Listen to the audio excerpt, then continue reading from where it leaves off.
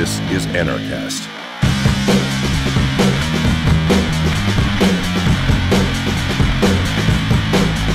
Hey Outlaws, welcome to another edition of Anarchast, your home for anarchy on the internet. And I've found a person on YouTube. She's only been on YouTube for like 2 weeks, and she already has about as many views as I've had in the last 2 years. And her name's Josie the Outlaw. And I have to say, Josie, I find this very unfair. You're saying a lot of the same things as I am, but you're a pretty girl, and you get hundreds of thousands of views, no problem, and I'm sitting here just slagging away, getting 1,000 views per video. I think it's very unfair, and I think we should pass some sort of law, because, we have to make sure everything's equal. And well, yeah, it should be illegal. Yeah, it should be illegal, that's for sure. Yeah, very interesting. She's got some great videos, and it's definitely caught on very quickly. I'm not even sure how. Well, I guess, a pretty girl with a gun, that gets quite a few views right off the bat. Before we get into all of that, let me ask you, Josie, how did you become an anarchist? Well, I think that I've always actually been one. I just didn't have a term for it. I didn't know that that's what it was. I have, from a very young age, I was raised in an environment where I was encouraged to question everything. Although I went through 12 years of rigid Catholic schooling, I was almost unschooled before we knew what it meant. In a way that I was encouraged to read. I was shown the other side of things. So it was always there, and I always had those doubts, and I always had this idea of that it wasn't necessary, that we didn't need to be told what was right and what was wrong, and it kind of was taking our free will away, in a sense. So I always had these feelings, but never really discussed it, because at that point it was just so abnormal to feel that way or think that way. I mean, I was 13 years old once I started really getting into reading these things, and I read Fahrenheit 451 at age 13. And I was like, wow, I just started seeing a lot of things happening in real life that just paralleled that, mirrored that. So it wasn't until I would say, I don't even know, a year ago, I would say, that I actually understood what the word anarchism meant. And I was like, oh, there's a word for that. I actually picked up Larkin Rose's book, and I didn't tell him, I didn't read it until a couple months after we were working together, but I read the first 2 pages, and I was like, oh, okay, I get it. Like, duh, someone else gets it too. And I just hadn't spoken with anyone about it. And then once I realized it and had terms to put on it, and knew that I wasn't the only person thinking these things, it was a lot easier for me to explore and discuss and learn and develop my philosophy. Yeah, Larkin Rose is a past guest on Anarchast, and I guess the book you read is The Most Dangerous Superstition, is that correct? Correct, yeah. Yeah, a great guy. And how did you, I think you know him, how do you know him? We actually work on the project together. I met him at Anarchy in NYC. I think you spoke there as well. And that's where we originally met, and we just spoke for a couple minutes, and from there he contacted Michael Salvi from Philadelphia, asking if he knew how to contact me, and if I wanted to help out with a project, a completely different project. I said, sure, we'll see. And we started to do that, and then once we sat down and were talking and about so many things, he just said, let's put this aside, and I want to help you get your idea out. So that's how that happened. That's great. Yeah, with people like yourself and Amanda Billyrock, another past guest on Anarchast, you guys are getting all these views on YouTube. I think Larkin and I, we'll just retire and let you girls do it. You get all the views anyway. We'll just write books and smoke cigars and drink wine and watch you guys. You guys are getting a lot more attention than we have. Larkin's been doing this for 20 years, and you're probably almost going to be surpassing him in view counts in a few months. So no, but it's great. I really like it. And so you just started a few weeks ago, and I know that Larkin, when he was on Anarchast, he mentioned he had a few secret projects he was working on, so I guess one of those was you. Yes, yeah, we didn't really talk about it, because at that point we were just formulating it, so there wasn't really much to talk about. We were just kind of playing it by ear and going along, and so yeah, that's what we do. So what was the general concept? Tell people, what is Josie the Outlaw? Basically, it's just the goal is to obviously to wake people up, but to make the message of true anarchism and voluntaryism palatable to people who hear the word anarchy and think chaos. You know, your typical run-of-the-mill member, you know, law-abiding, tax-paying citizen who most of the time thinks of obedience as a virtue, and it's not.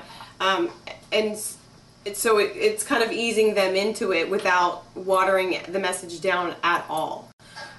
So kind of, you know, being blatant about the fact that, you know, I don't vote, I don't do this, and this is why, and this is why it's wrong, this is why it's immoral, and have you ever thought about it this way? Kind of just comparing it and putting it in a way that will make people think. It's taking people one step beyond their comfort level without being, you know, really aggressive and just offensive.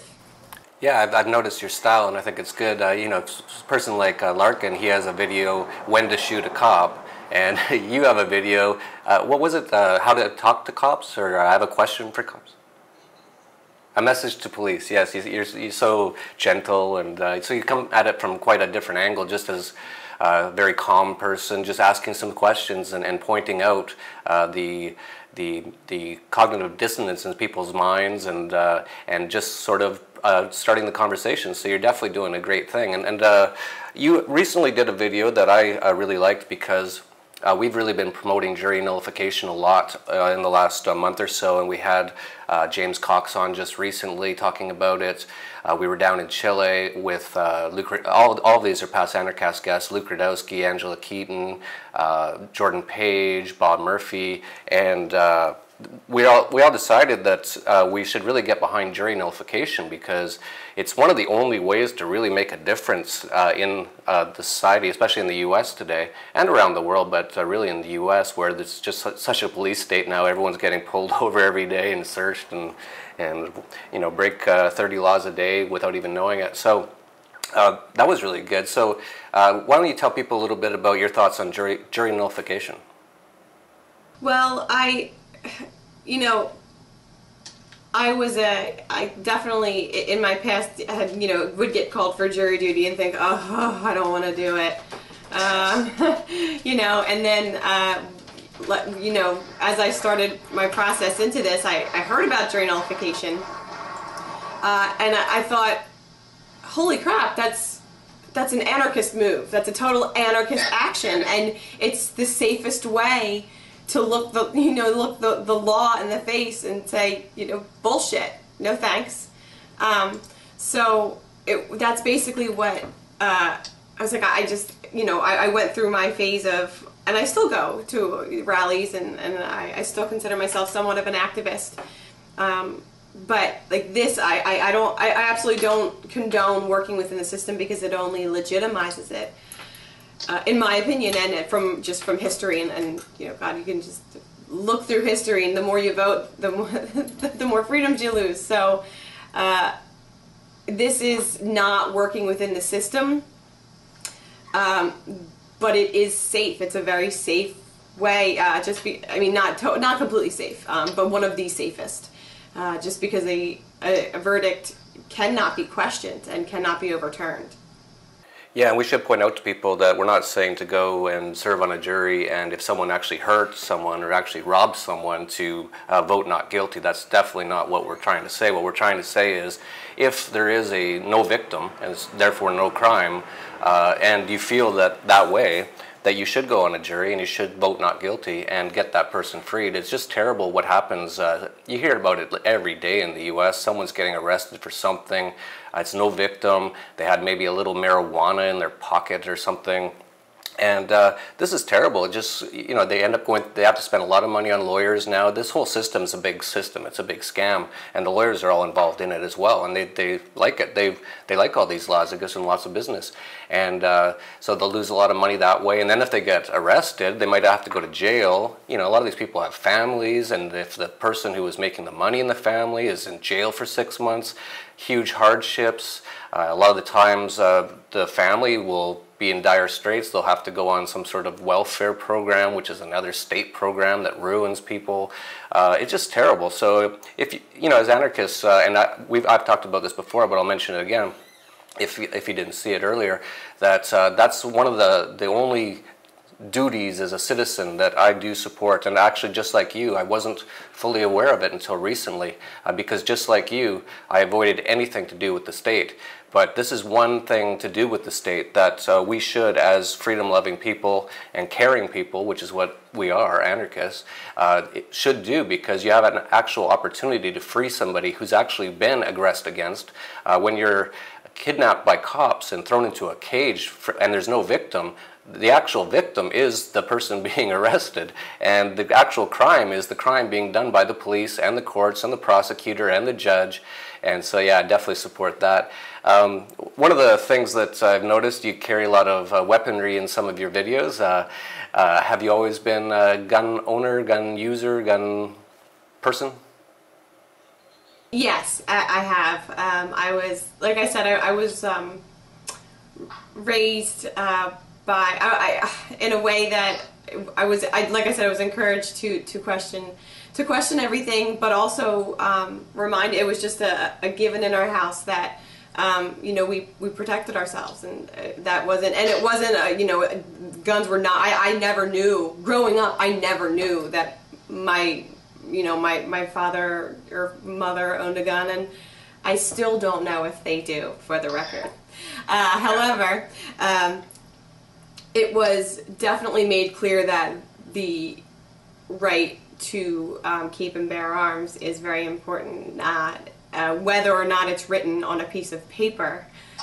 We absolutely have the right, and these days the necessity. It's necessary to be able to protect yourself. I'm not. Clearly, I stand by the non-aggression principle. But I will most certainly stand up and do whatever I can to save my own life or the lives of anyone around me that's being threatened.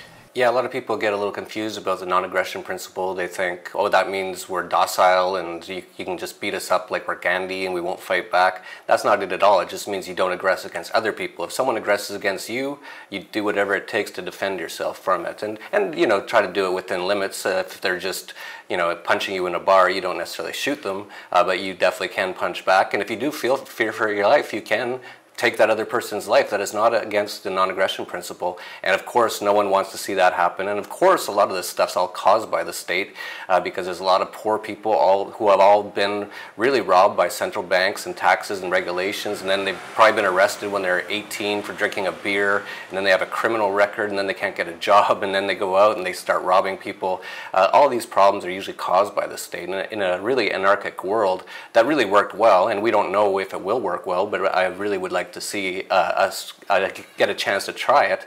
I think it would just be such a different world. It'd be so much less violence and so much more prosperous, because so much of what people produce is just taken away by the government in so many different ways. It's not just taxes, it's not just regulations, it's not just inflation by the central banks. It's all those things and a ton of more things that they do that actually destroys wealth.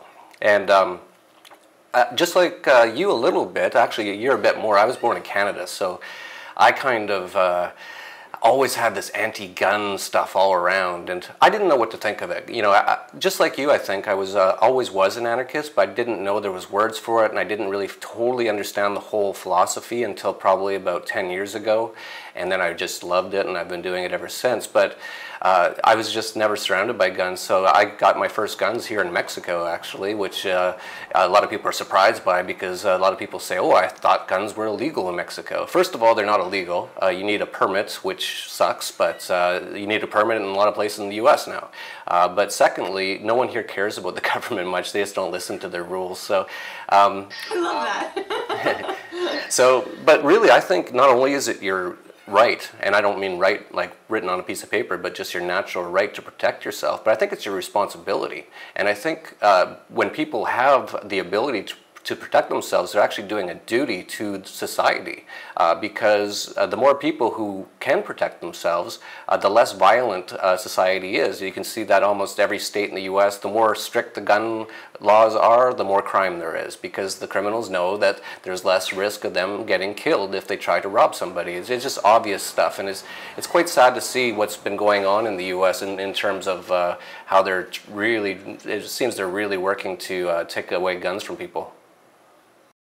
Oh yeah, they absolutely are, and you did mention how it is basically, you know, it's a responsibility to be able to protect others, and I think that's a major thing. And I know that Ayn Rand talks a lot about selfishness, and I agree with her to a point, but I have a big thing about selflessness, because I feel as though it's the selfless and the people who are willing to put themselves on the line to protect others, and let it be known that, you know, it's not going to be acceptable to harm others, and that's what pushes humanity forward. That's what saves lives. That's what, you know, it serves as an example to others and really inspires people. And it's just there's just that ripple effect of just being selfless and being the example rather than preaching.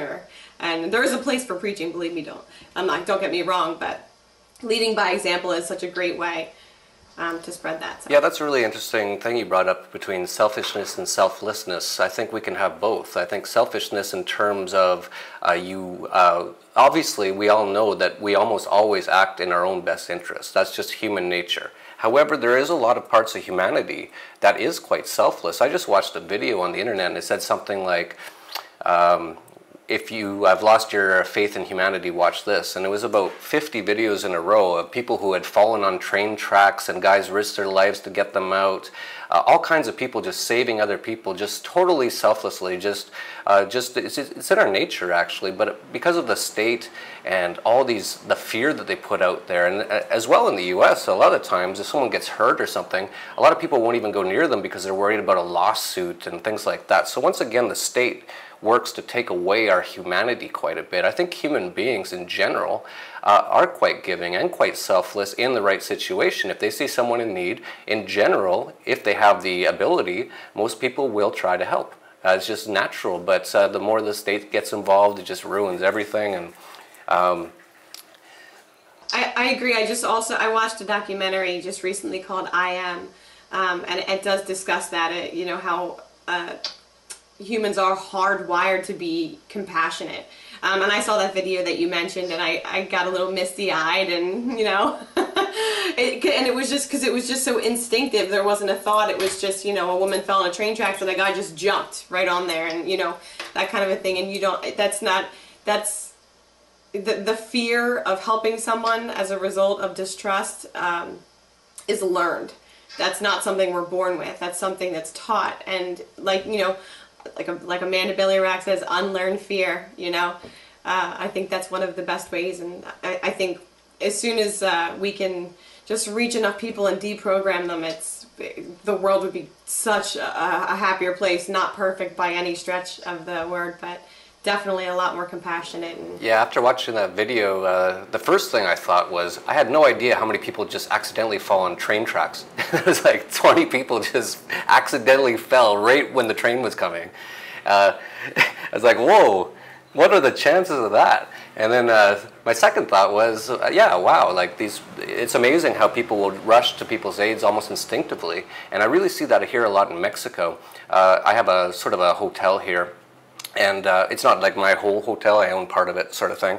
And there's a lifeguard and at the pool, and it's quite a big pool, and there's ocean front, so people go swimming in the ocean. And actually the waves here in Acapulco can have quite a riptide or whatever they call it. And The lifeguard's here is fairly normal Mexican lifeguard. He works out in the gym while he's working. He'll go take a nap. He's rarely at the pool. And I've actually seen 3 times people drowning, and he's never there. And twice in the ocean and once in the pool. And my instinct as well was to just run out and help that person. But in almost every instance, I was sitting there with my headphones on and my iPhone and stuff in my pockets, and I kind of just wanted to quickly get it off. I didn't want to ruin all my stuff. 2 seconds, I'm sure they'll be fine for 2 more seconds. But by the time I even got all my stuff off my iPhone and everything, already in every instance there was 5 or 10 people had jumped in one case into the ocean, and it was really quite dangerous. And these were just regular people, and they just every single time they saved them, and every single time the lifeguard would come back from his nap, and he'd be kind of groggy. He'd be like, "Did something happen?" I'm like, "Ah, don't worry about it." It is so great to see that. It really is. Yeah, and it's funny too, because we get some Americans come down, they get really angry. They'll be at the pool, not the ocean. The ocean's a little different. The pool, and they'll say, there should always be a lifeguard on duty. And, yeah, maybe, but you know how to swim, right? Protect yourself. And you got people around, if you have problems, they'll see you. But they're so programmed that we need some sort of laws. We need a lifeguard who's there exactly, always watching, because we know we can't possibly swim on our own, or things like that. So that's another way that some of the things, especially in the U.S., which is such a statist place now, it's one of the most statist places on earth, that it just warps everything. Ugh, I know, it really does, and it's been so gradual, and it's genius the way that it's employed, and it is amazing that, now I can see it all, and I'm sure you experience the same thing as a lot of us do. And I can't turn on the television because I see it and I'm like, oh, propaganda, oh this, oh that, oh my goodness. So, which is great, because it stops me from being distracted, and allows me to focus more on my writing and my research and all of that. But it is there are times where I'm like, man, I kind of miss being able to watch a movie and not picking it apart. My poor roommate, he can't even watch TV without me being like, do you see how these people are programmed? He's like, Joes, please. I know, my wife doesn't even invite me to the movies anymore. She knows what I'm going to say. And she knows if I go, she's not going to enjoy it, because I'll be the exact same way as you. I'll be pointing at the screen what? The cop's the hero again? Do you see what they're doing? And she'll be like, just enjoy the movie. I'm like, I can't. You can't when it comes to that. But I was really happy to see that the Hunger Games, when it came out, was so true to the book. And I read that a couple years ago, and I actually had spoken. I was describing it to Larkin, and I don't want to give anything away for anyone watching who hasn't seen it or read it. But it's just, and I actually was talking to Bob Murphy about it. I'm like, just see it, dude. You have to go see it. And he's like, ah. And then he did, and he's like, you were right. It is. It's one of, there's almost zero propaganda in it, which is almost unheard of for a Hollywood movie that promotes revolution and disobedience from the government. I've heard a lot about it, and I'm definitely going to see it. I haven't seen either one yet. Remember that Seinfeld episode? Do you ever watch Seinfeld, or are you too young? No, I'm 30. I've seen Seinfeld. Okay. It's funny watching it now, because they don't even have cell phones and stuff, and they're always like, oh, he's out of the house. Where is he? How can we possibly find him? It's like, whoa, this is weird. They actually mentioned internet in one of the episodes. It's one of the final episodes. Jerry said, I should get on this internet. I didn't even know that happened or whatever. But remember the episode where Elaine fell in love with the 14-year-old boy who had pics at a movie, like a movie rental place, like a Blockbuster? Favorite, yeah. I forget his name. Something, Randy's Favorites or something.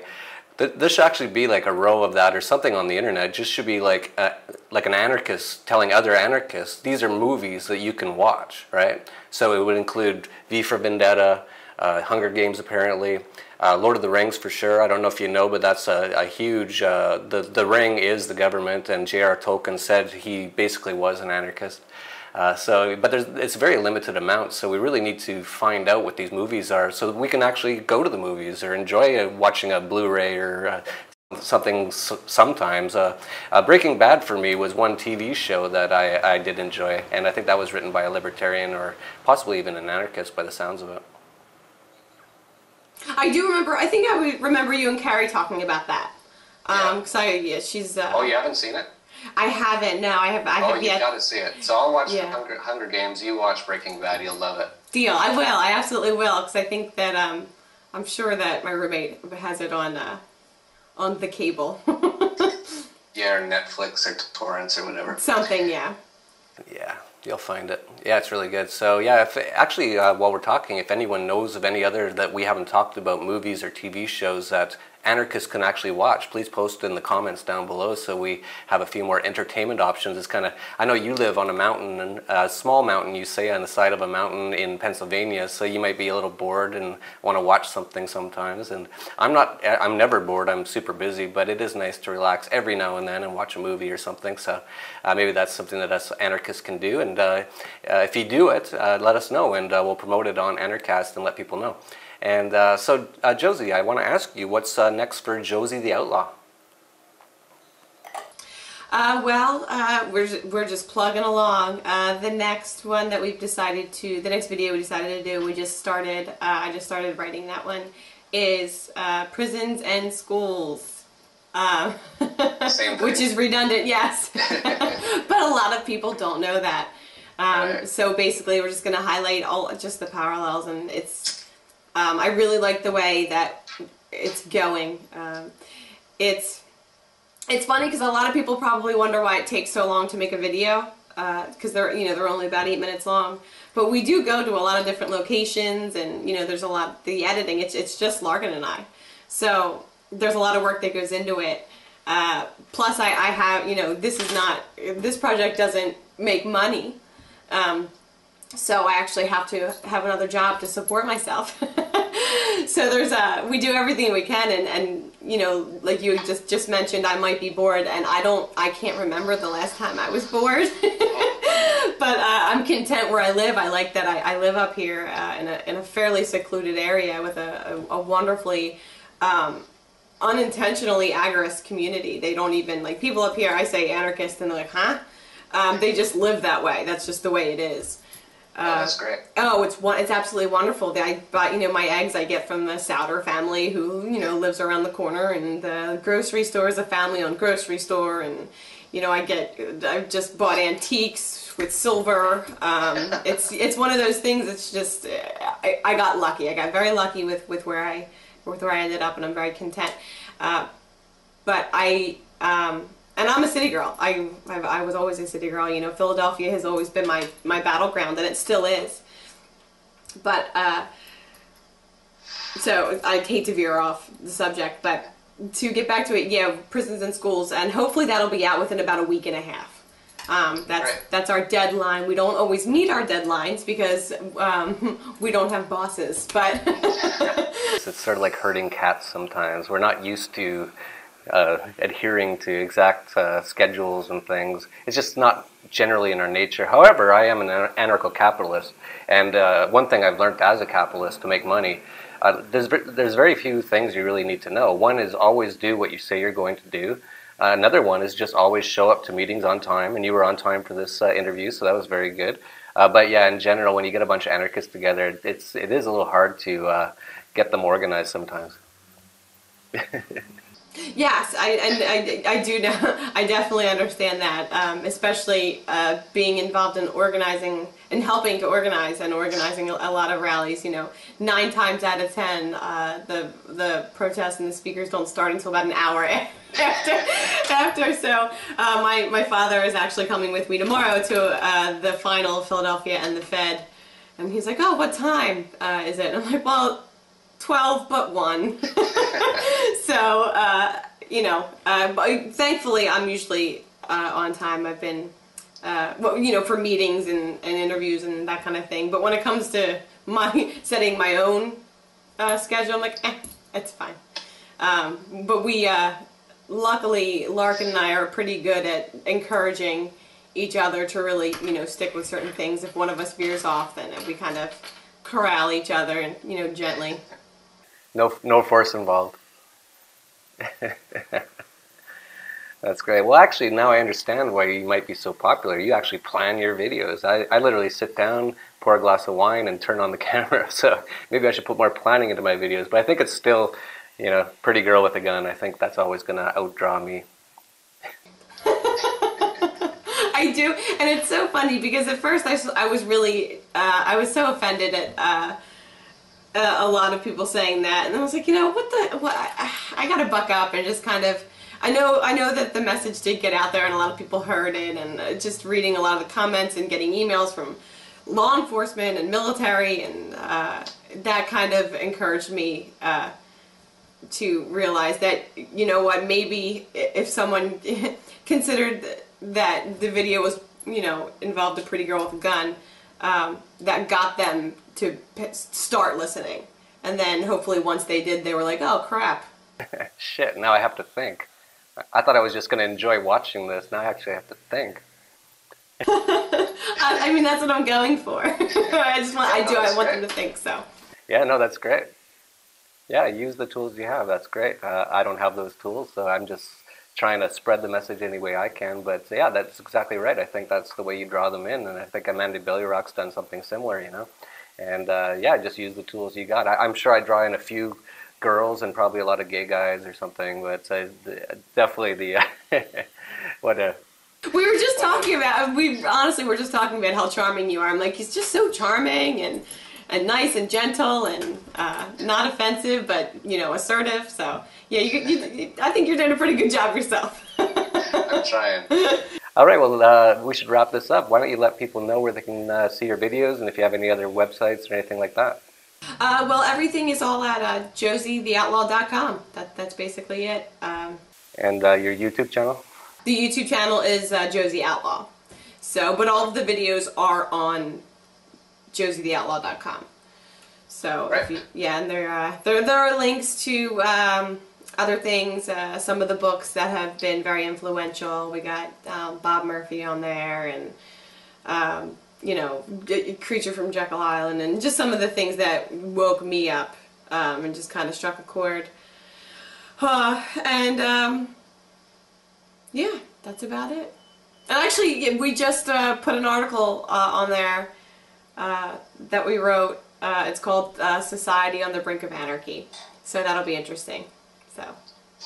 Awesome. Well, keep up the great work. I really like what you're doing, and it's definitely obviously been popular already in 2 weeks. I was so surprised. And say hello to Larkin and tell him to keep up the great work too. He's a real jewel for our movement. Amazing guy. And yeah, so say hi, and that's it for Anarchast, your home for anarchy on the internet. Peace, love, and anarchy. This is Anarchast.